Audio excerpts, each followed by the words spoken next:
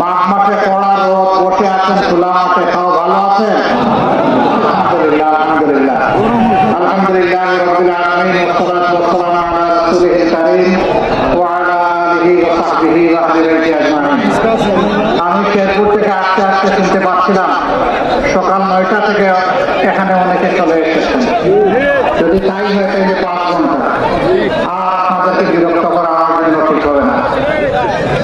আজকের এই নির্বাচনী জনসভার সম্মানিত সভাপতি জেলা আমির জনাব আব্দুল সত্তার ভাই, মঞ্চে বসা 11 দলের সম্মানিত নেতৃবৃন্দ, আসন্ন নির্বাচনে জাতীয় সংসদ 5টি আসনে পদপ্রার্থী বৃন্দ, শহীদ পরিবারের সদস্যবৃন্দ,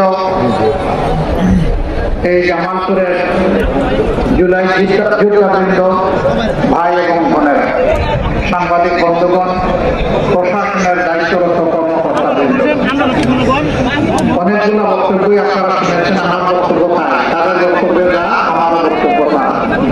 তারপরেও যেহেতু দাঁড়িয়েছি, 2-1টা কথা বলে বিদায় নিই।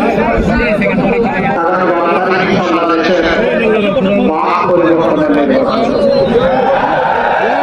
এই নির্বাচন 8 নয়, 14 নয়, 18 নয়, 24 নয়, এই নির্বাচন 26।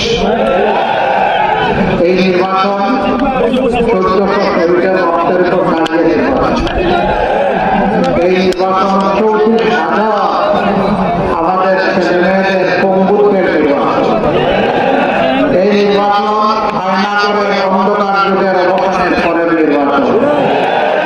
এই নির্বাচন জামাতে ইসলামী সহ সকল তৎকালীন বিরোধী রাজনৈতিক নেতৃবৃন্দের দুনিয়া থেকে বিদায় নেওয়ার পর শহীদ পরিবারগুলোর হাহাকারের অবসানের নির্বাচন। এই নির্বাচন অতীতের 54 বছরে যে রাজনীতি বেশিরভাগ তৈরি করেছে, সেই বস্তা কথা রাজনীতির কবর রচনার নির্বাচন। অতএব এই নির্বাচনকে নিতে হবে সেই দৃষ্টিকোণ থেকে ইনশাআল্লাহ। নির্বাচনে কয়টা ভোট? প্রথম ভোট হার পক্ষে ইনশাআল্লাহ। হার জিতলে বাংলাদেশ জিতবে, হার পরাজিত হলে বাংলাদেশ পরাজিত হয়ে যাবে। আমরা কি বাংলাদেশকে জিতাবো না পরাজিত করবো? ধন্যবাদ আপনাদেরকে। হার মানে আজাদি, না মানে গোলামি। যারা আবার আমাদের গলায় গোলামির জিন্দিগি পড়াতে চায়, তারাই কেবল হা ভোটের কথা বলতে পারে, না ভোটের কথা বলতে পারে। অনেকে একটা হা বলে না, না বলে না। একবার এক মাঠে মারামারি শুরু হয়েছে। কিছু মানুষ দৌড়ে চালাচ্ছে, কিছু মানুষ শুয়ে গেছে। একজন রূপুর আলোতে দাঁড়িয়ে আছে। তারা একজন জিজ্ঞেস করলো যে তুমি এই হালতে কেন? বলে ভাই, যারা দৌড়াচ্ছে আমি তাদের দলেও নাই, আর যারা শুয়ে গেছে এদের দলেও নাই, আমি নিরপেক্ষ, এই জন্য মাঝামাঝি আসছি। কিছু দল তারা হাতের ব্যাপারে সত্যের সাথে কিছু বলতে চান না। আমরা তাদের সাথে বিনয়ের সাথে জানতে চাই, আমরা যেভাবে 18 কোটি মানুষের সামনে গিয়ে সব জায়গায় সবাই বলতেছি সংস্কারে হা ভোট, গণভোটে হা ভোট, আপনারা হা না একটা ভালো করে বলেন। আস্তে আস্তে লুকিয়ে লুকিয়ে বলেন কেন? যদি না বলেন, বলে দেন যে আমরা সংস্কার চাই না, নতুন বাংলাদেশ চাই না, পুরোনো ব্যবস্থা চাই, ফ্যাসিবাদ আবার চাই। আর যদি হা বলেন, তাও বলে দেন যে আমরা দেশের 18 কোটি মানুষের আকাঙ্ক্ষা বাস্তবায়ন চাই। দ্বিতীয় ভোটটি ইনশাআল্লাহ আমরা দেব ন্যায় এবং ইনসাফের ভিত্তিতে আগামীর যে বাংলাদেশ কায়েম হবে সেই প্রতীকের পক্ষে। এখানে 5টা আসনে 5টাতেই দাঁড়িপাল্লা পক্ষ হয়ে ইনশাআল্লাহ 11 দলের প্রার্থীরা লড়াই করবে। সারা বাংলাদেশে যাকে যেটা হাতে তুলে দেওয়া হয়েছে ওইটা নিয়ে ইনশাআল্লাহ তারা লড়াই করবেন নিজেকে নেতা বানানোর জন্য, তাই না? না, তারা লড়াই করবেন নিজেকে জনগণের সেবক বানানোর জন্য। আমরা আপনাদেরকে সাক্ষী রেখে পরিষ্কার বলছি, আমরা জামাতে ইসলামের বিজয় চাই না। বলেন না, আশ্চর্য ব্যাপার, আপনি জামাতে ইসলামের আমির, আপনি আবার জামাতে ইসলামের বিজয় চান না, তো কার বিজয় চান? আমি অবশ্যই বিজয় চাই 18 কোটি মানুষের। 18 কোটি মানুষের বিজয় হলে জামাতে ইসলামের বিজয় হবে ইনশাআল্লাহ। 24 তরুণ তরুণী, যুবক যুবতী, তাদের নেতৃত্বে সারা দেশবাসী যে জন্য সংগ্রাম করেছেন, ওই সংগ্রামের ওই দাবি বাস্তবায়ন, ওই স্বপ্ন বাস্তবায়ন হচ্ছে আমাদের অধিকার।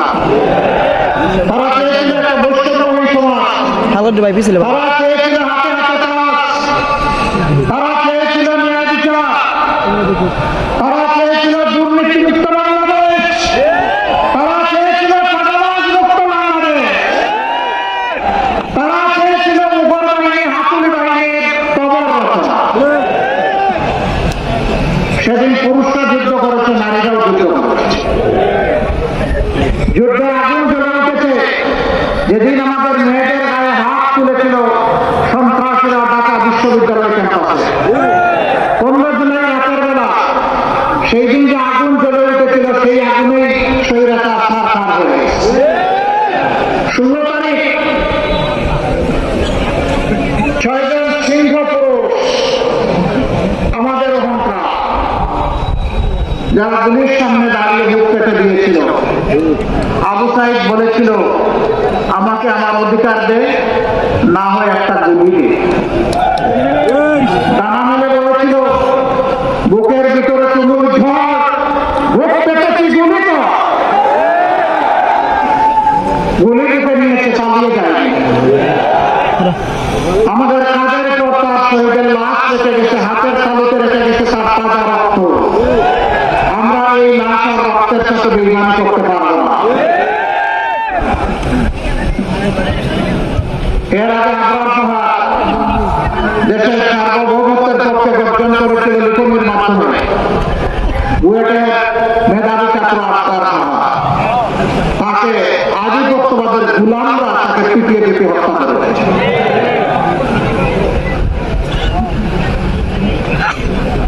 শরীফ উসমান বিন হাদি নিজেই এক বিপ্লব, বিপ্লবের সমাপতি। তাকে ওই আধিপত্যবাদের গুলামরাই তাকে খুন করেছে।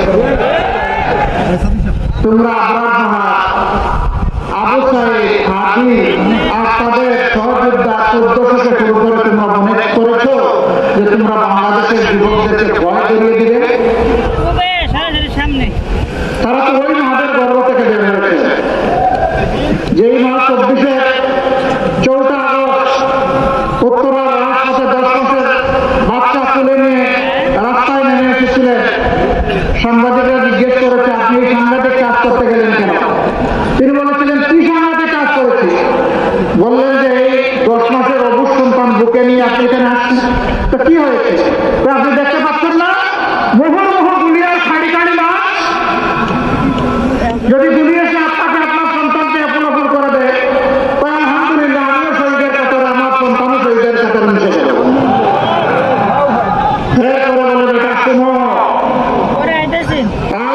বুকের একটা সন্তান আমাকে আল্লাহ দিয়েছেন, সেই সন্তান বুকে নিয়ে রাস্তায় এসেছি আওয়াজ দেওয়ার জন্য। আজ রাস্তায় বাংলাদেশের যে কোটি তরুণ তরুণী, যুবক যুবতী, ওদেরকে বলতে, আমি তোমাদের মা, তোমরা লড়ে যাও, দেশের জন্য শহীদ হও, বিশ্বাস হবা। আমি সেই সাহস দিতে এখানে এসেছি। এই মাকে ছেড়েও, যেই মায়েরা এই ধরনের সন্তান জন্ম দিতে পারে, ইনশাআল্লাহ এই বাংলাদেশ পথ হারাবে না।